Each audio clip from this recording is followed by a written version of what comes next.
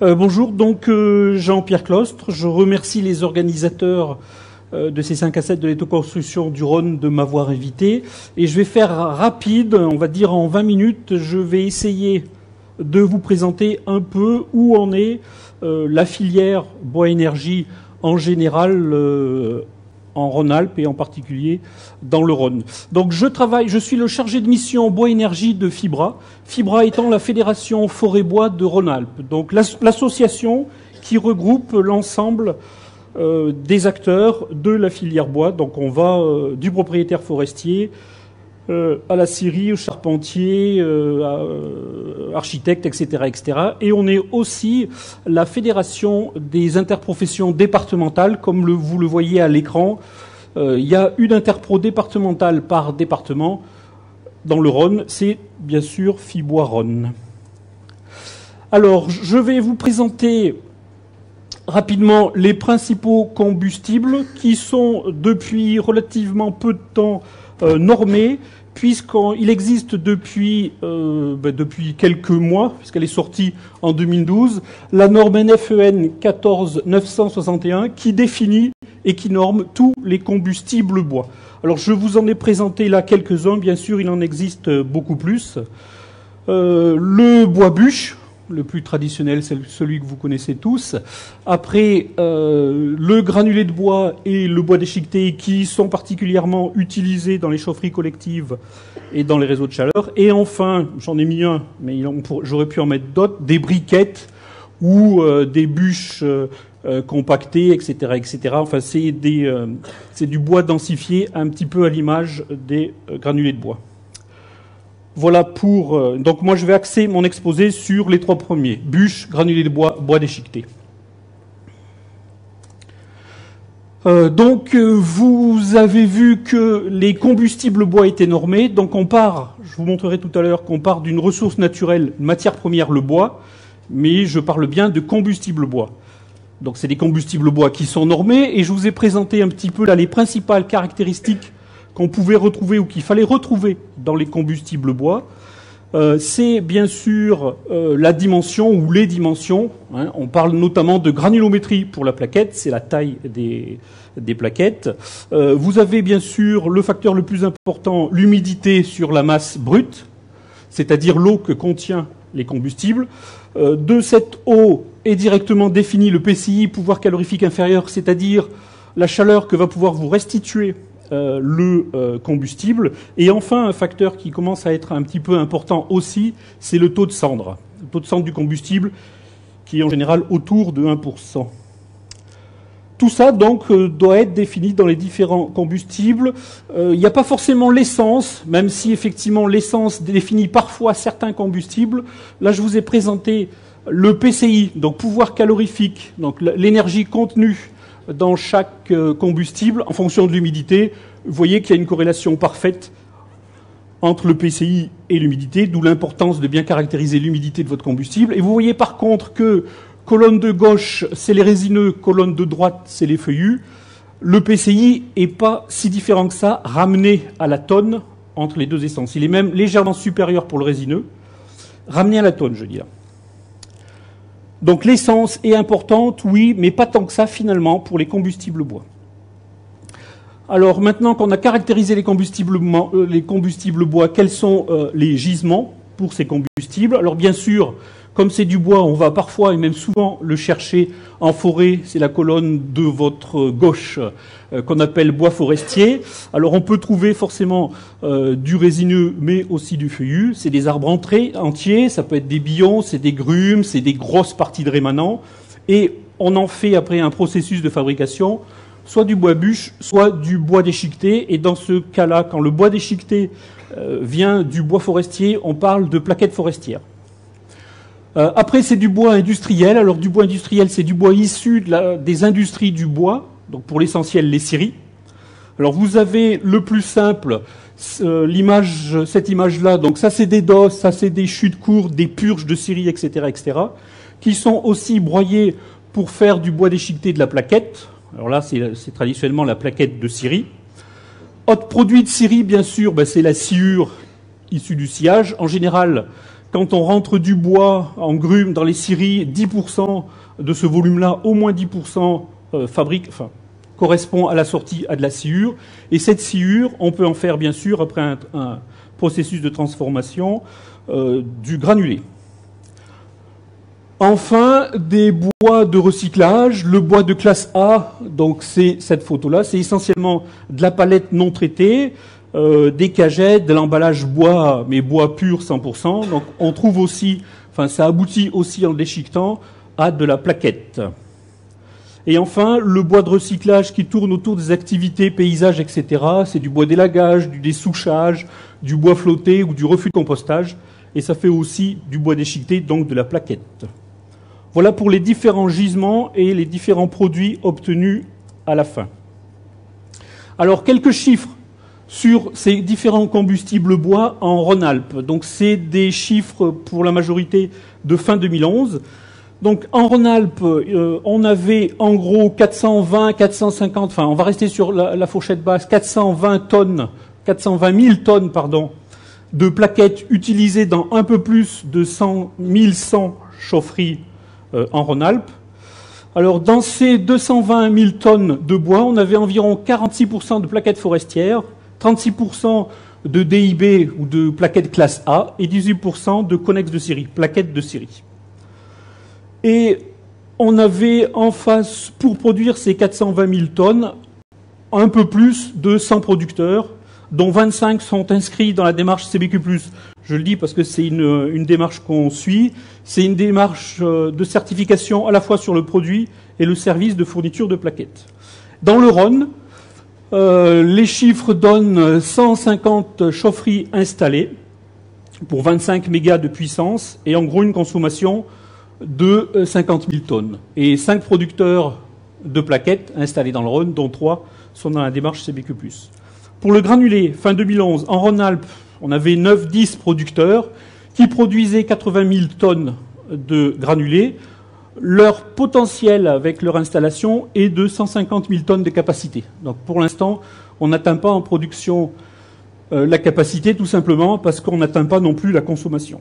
Donc il n'y a que 9 producteurs, il y a 40 distributeurs de vrac. Alors le vrac, c'est en gros pas en sac. Pour faire simple, et en général, c'est des camions un peu spéciaux, des camions souffleurs qui livrent. Voilà, donc dans le Rhône, on avait un producteur on a un producteur pour 1000 tonnes et 3 distributeurs en vrac. Si mes informations sont bonnes, mais j'en suis pas sûr, je crois qu'il y a maintenant sur Tarare, tout récemment, depuis cet été, un distributeur qui a un camion souffleur qui livre en vrac. Un mot là-dessus peut-être ? Ok, on en parlera plus tard. Pour le bois bûche, alors là c'est des chiffres qui sont un peu plus anciens puisqu'ils datent de fin 2011 et qui sont un peu moins, on va dire, sûrs et certains. C'est plus des estimations. En Rhône-Alpes, alors là c'est un chiffre 2008, on avait 3 millions de mètres cubes consommés. Par contre, on a repéré en fin 2010 450 professionnels qui produisaient que 39% de toute cette consommation. Et dans le Rhône, vous avez 80 professionnels qui sont installés, qui font du bois de chauffage, et dont 3 sont dans une démarche un peu aussi de qualité produits et services. Enfin, c'est pas une démarche, c'est une marque pour amener les combustibles vers plus de qualité aussi. Alors, on revient un petit peu sur ce schéma-là pour voir finalement, une fois qu'on a vu d'où venaient les produits, comment ils étaient caractérisés, qui peut les produire, en gros, où ils vont. Alors, c'est très schématique, hein, on pourra après discuter de tout ça. Quand on est en forêt, quand en général c'est du feuillu et que c'est à peu près valable, assez droit pour faire de la bûche, ça part dans les poêles, même si on a aussi des chaudières, bien entendu. Hein. Après, quand c'est du feuillu, c'est souvent broyé pour faire de la plaquette, pour aller dans des chaudières de petite, moyenne ou grosse puissance. Après, quand c'est des recyclages ou des produits connexes de scierie, ça fait de la plaquette un peu plus grossière, donc ça va un peu plus grossière ou avec des caractéristiques un peu moins fines, et ça va dans des chaufferies, on va dire, un peu plus puissantes. Et enfin, le granulé va soit dans des poêles, soit dans des chaudières. Pour l'instant, en Rhône-Alpes, plutôt de faible puissance. Vous voyez que j'y mets quand même beaucoup bémol. Alors, comment s'adaptent aujourd'hui un petit peu les combustibles dans des appareils quand on va vers de la basse consommation? Si on part des appartements et des maisons, des petites maisons BBC, eh bien, on va avoir un faible besoin d'énergie, avec en général, si c'est des petites surfaces, on va plutôt s'orienter vers des poêles, avec un relativement faible prix de l'énergie, un investissement relativement modeste aussi sur le poêle. Par contre, il y a peu de circuits où il n'y a pas de circuit de distribution, et on commence à voir apparaître des possibilités de réaliser l'eau chaude sanitaire en hiver sur ces poêles. Par contre, quelques faiblesses, on trouve des faibles puissances, mais les catalogues sont encore réduits sur ces faibles puissances. Il faut bien sûr, sur une maison, un appartement BBC, préserver l'étanchéité à l'air, donc ça pose un problème. C'est un peu plus compliqué pour amener l'air dans le foyer du poêle. C'est aussi délicat, pas des Formule 1, c'est des appareils beaucoup plus performants et beaucoup plus fins de fonctionnement que les anciennes générations. Donc, pour le faire fonctionner avec un bon rendement, il faut quand même prendre le temps de comprendre la machine. Et enfin, peut-être aussi plus grande difficulté à répartir la chaleur dans tout l'appartement ou dans toute la maison. On a aussi de plus en plus des chaudières un peu plus modernes, et de faible puissance. Donc on va jusqu'à des modèles à puissance inférieure à 7 kg. Donc on a travaillé sur ces nouveaux modèles sur la compacité tout en gardant la performance énergétique, et on a aussi gardé et augmenté l'autonomie et l'automaticité. Et on a bien sûr, comme c'est des produits relativement nouveaux, peut-être encore des gains d'optimisation sur les coûts rendus de ces chaudières. Alors quand on passe sur non plus des maisons là, mais carrément des quartiers, sur des écoquartiers, on peut faire aussi bien sûr des outils avec des combustibles performants. Donc là, on est quand même dans des réseaux qui nous permettent d'atteindre des performances énergétiques et environnementales fortes. Le facteur comportemental, c'est-à-dire le mode d'utilisation du consommateur, est là relativement réduit. Donc ça évite parfois des dérives. On a une simplicité et un faible coût, bien sûr, pour l'usager, même si après, il ne fait pas exactement ce qu'il veut pour sa dépense énergétique. Et enfin, on peut mettre beaucoup de plaquettes et à peu près tous les types de plaquettes dans ces chaufferies. Par contre, il y a encore quelques points à améliorer. En termes d'investissement, c'est des investissements parfois toujours un peu lourds, et il faut être performant dans la gestion de ces appareils, de ces installations. L'équilibre économique est à calculer au plus fin. On a là aussi, comme c'est on va dire aussi des installations très techniques, on a besoin de techniciens pour gérer et manager ces réseaux, notamment aussi pour l'installation, sur l'isolation, les basses températures et le débit variable. Enfin, bien sûr, la gestion de l'approvisionnement et de la qualité des combustibles est toujours importante et à améliorer. Et puis, il faut bien sûr une densité de bâtiments suffisante pour que l'investissement soit rentable. Alors, avec toutes ces combustibles, c'est pas avec tous ces combustibles, mais pour utiliser tous ces combustibles, on est face à une petite difficulté particulière en Rhône-Alpes. Vous avez dû tous entendre parler qu'il y avait un souci de qualité de l'air et de combustion du bois. Alors, ça part d'une donnée ou d'une directive européenne qui édicte des règles sur la qualité de l'air, des niveaux supérieurs à ne pas dépasser et un nombre de jours à ne pas dépasser, cette norme ou ce niveau optimal. Et donc en France, mais pas seulement en France, il y a d'autres pays, même si on n'est pas dans les meilleurs élèves, il y a d'autres pays qui, depuis que cette directive existe, c'est-à-dire 2008, ne la respectent pas. Et si la France est un mauvais élève au niveau de l'Europe, Rhône-Alpes n'est pas un des meilleurs élèves, on va dire, au niveau de la France. On est dans les 3 moins bons élèves. par rapport au non-respect de cette directive. Donc, devant nous, il y a l'Île-de-France et derrière nous, quelques points chauds de PACA. Ça a amené l'État français à être en contentieux direct avec l'Europe, bien entendu. La région Rhône-Alpes étant forcément en première ligne. Et on nous a demandé, enfin l'Europe nous demande de réagir, sinon, au niveau du contentieux auquel on est aujourd'hui, dans un an, on a des grosses amendes, des 300 000 € par journée de dépassement de ces fameuses normes. Alors le problème est particulièrement crucial sur les PM. Alors c'est des particules fines, on va dire.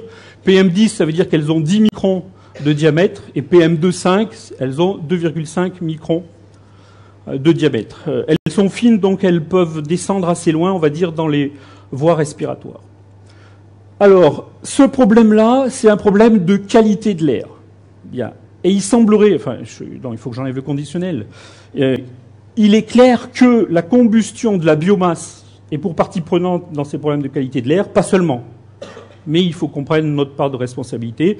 Et dans cette combustion de biomasse, il y a la combustion des énergies bois. Et dans la combustion des énergies bois, c'est essentiellement le bois bûche. Ou la combustion du bois bûche. D'accord ? Parce que derrière, pour faire simple, très schématique aussi là, la plaquette et les granulés sont des produits, on va dire, un peu industriels, qui sont brûlés un peu ou beaucoup plus industriels, qui sont brûlés dans des appareils très modernes et très efficaces. Le bois bûche, malheureusement, vous avez vu que les professionnels ne faisaient même pas la moitié des produits qui sont consommés en Rhône-Alpes. Donc on peut douter, on va dire, de la qualité des combustibles bois qui sont faits par ailleurs, et c'est brûlé dans des appareils qui peuvent être parfois très anciens. Donc des combustibles plus ou moins de bonne qualité dans des appareils très anciens avec des modes opératoires qui sont ce qu'ils sont, ça nous fait des problèmes de pollution avec le bois bûche. Depuis quelques années, on commence à avoir une pression là-dessus. Par contre, l'État français et la région Rhône-Alpes en particulier ont réagi en mettant en place des outils de planification. Je ne vais pas les nommer parce que c'est pas forcément très intéressant. Et dans ces outils de planification, des actions sont en réflexion pour aller vers du bois propre et bien normé, et notamment sec. Améliorer le parc, notamment en remplaçant tous les foyers ouverts, parce que les foyers ouverts ont une mauvaise combustion, et qui dit mauvaise combustion dit émission de particules.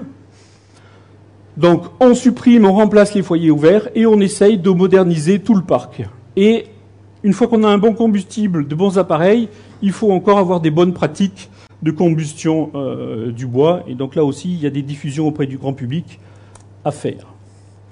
Enfin, je voulais terminer par un petit peu le développement du bois énergie et la ressource forestière. Alors, le granulé, vous avez vu que, au moins pour l'instant, à court et à moyen terme, il n'y a pas de souci avec le granulé puisqu'on a une capacité de 150 000 tonnes de production et on en consomme à peine 90 000 tonnes. Pour le bois bûche, il n'y a pas de souci non plus parce que les consommations de bois bûche n'augmentent plus. Le nombre de clients augmente, mais comme on va le voir tout à l'heure, on s'oriente vers des maisons de plus en plus isolées, donc la consommation par maison baisse. Donc on manquera pas de sitôt de bois bûche. Même chose pour les plaquettes, au moins à court terme. Je vous ai mis... Ah oui, alors il y a un petit schéma que j'ai pris sur un de mes collègues de Fiboire d'Esdrôme qui avait travaillé là-dessus. En gros, il a fait le calcul de base et pris dans la littérature que chaque fois qu'on éclaircit dans du résineux, donc on éclaircit, on coupe pas, hein, on travaille la forêt, on améliore la forêt. Chaque fois qu'on éclaircit 1 hectare de forêt, on produit grosso modo 60 mètres cubes de bois. D'accord ? Ces 60 mètres cubes de bois rond, quand on les broie, ils vont donner entre 35 tonnes si les plaquettes sont à 30% et 41 tonnes si les plaquettes sont à 40%. Voilà. Donc chaque fois qu'on travaille la forêt, qu'on éclaircit, on produit en gros 40 tonnes de plaquettes. Je vous ai sorti aussi un chiffre qui date un peu, mais qui reste vrai, sur la ressource annuel pour le bois énergie, c'est une étude de l'ADEME qui date de 2005, qui avait calculé, c'est des estimations plus calcul, qu'en gros, dans le Rhône, on avait 50 000 mètres cubes de bois rond par an qui pouvaient aller vers le bois énergie. Ça, en forêt, simplement. Hein.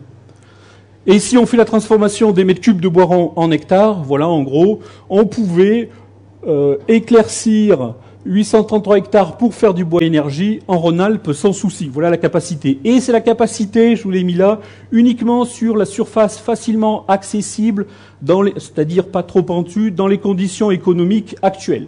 Donc c'est vraiment le minimum du minimum de ce qu'on peut orienter vers le bois énergie. Et je vous ai mis en face un chiffre qui date de 2010, qui a été issu d'un travail fait par la DRAF sur l'estimation de la consommation actuelle de bois énergie plaquettes. La consommation de plaquettes forestières à l'heure actuelle est de l'ordre de 13 000 tonnes, ce qui fait en gros à peine 20 000 mètres cubes de bois rond par an, donc 315 hectares d'éclaircies. Donc, vous voyez qu'entre la consommation actuelle et le potentiel minimum, il y a déjà une différence. Et là, on ne parle que de la ressource forestière. Je vous rappelle que pour faire de la plaquette, il y a plein d'autres ressources. Voilà pour dire que, en gros, dans tous les combustibles bois, pour l'instant, et même à moyen terme, il n'y a pas de souci sur la ressource forestière. Ceci étant, la ressource forestière, c'est une ressource naturelle, mais il faut quand même lui laisser le temps de repousser. Donc on ne pourra pas, on va dire, taper dedans éternellement, mais pour l'instant, pas de souci. Si vous avez des projets bois énergie, vous avez la ressource, et on n'a fait là que dans le Rhône, bien entendu.